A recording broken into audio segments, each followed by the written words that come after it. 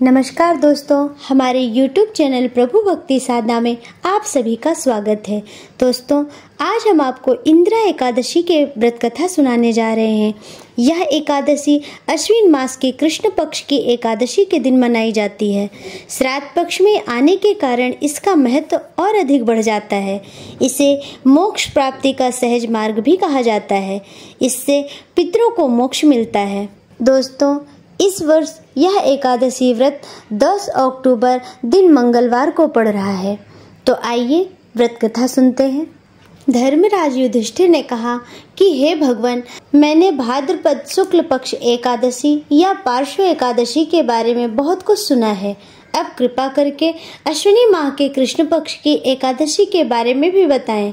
इस एकादशी का व्रत विधान और नाम क्या है? इसका व्रत करने से क्या लाभ मिलता है? भगवान श्री कृष्ण ने कहा कि अश्विनी कृष्ण की एकादशी इंदिरा एकादशी कहलाती है। यह एकादशी पापों को नष्ट करती है और पितरों को पाप से छुटकारा दिलाती है। राजन, आप अब इस कथा का ध्यान पूर्वक श्रवण कीजिए। इसके श्रवण मात्र से वाजपेय यज्ञ के बराबर फल मिलता है। प्राचीन काल में सतयुग के समय में महिष्मती नाम की एक नगरी में इंद्रसेन नाम का एक प्रतापी राजा धर्मपूर्वक अपनी प्रजा का पालन करते हुए शासन करते थे। वह भगवान विष्णु के परम भक्त और पुत्र, पौत्र और धन आदि से संपन्न थे। एक दिन जब राजा सुखपूर्वक अपनी सभा में बैठे थे तो आकाश मार्ग से महर्षि नारद उतरकर उनकी सभा में आए। राजा उन्हें देखते ही हाथ जोड़कर खड़े हो गए और विधि पूर्वक आसन व अर्घ्य दिया। सुख से बैठकर मुनिवर ने राजन से पूछा कि हे राजन, क्या आपके शरीर के सभी 7 अंग ठीक से काम कर रहे हैं?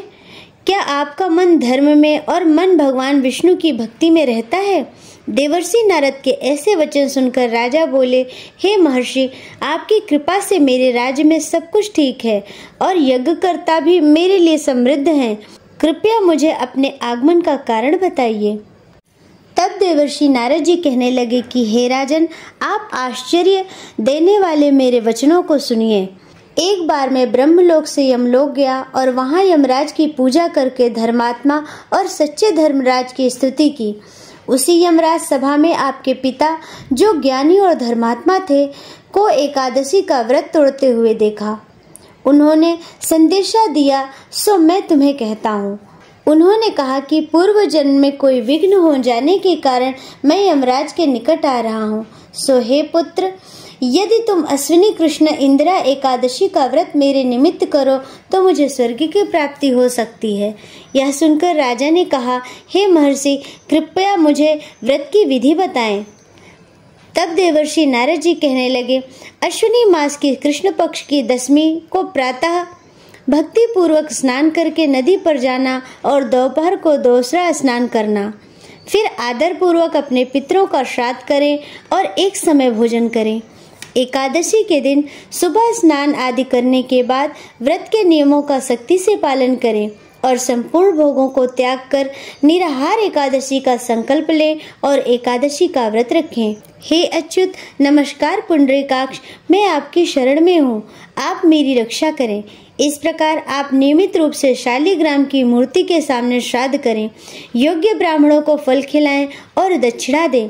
पितरों के श्राद्ध से जो कुछ बच जाए उसे सूंघ कर गाय को दे दें और धूप, दीप, गंध, पुष्प, नैवेद्य आदि सभी सामग्रियों से भगवान ऋषिकेश की पूजा करें। रात में भगवान के निकट जागरण करें।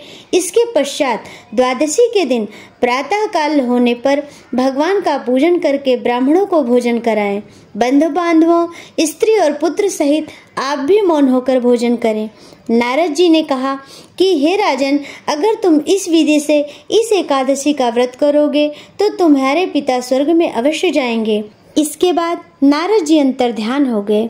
नारद जी की कथानुसार राजा द्वारा अपने बंधु बांधवों तथा दासों सहित व्रत करने से आकाश से पुष्प वर्षा हुई और उस राजा का पिता गरुड़ पर चढ़कर विष्णु लोक को गया। राजा इंद्रसेन भी एकादशी के व्रत के प्रभाव से निष्कंटक राज्य करके अंत में अपने पुत्र को सिंहासन पर बिठाकर स्वर्गलोक को गया। मैंने तुमसे इंदिरा एकादशी का व्रत का महात्म्य बताया है युधिष्ठिर। इसके पढ़ने और सुनने से लोग सभी प्रकार के भोगों को भोगकर वैकुंठ धाम को प्राप्त होते हैं। बोलिए श्री हरि भगवान विष्णु की जय, श्री हरि नारायण की जय। श्रीमन नारायण नारायण नारायण, भजमन नारायण नारायण हरि हरि।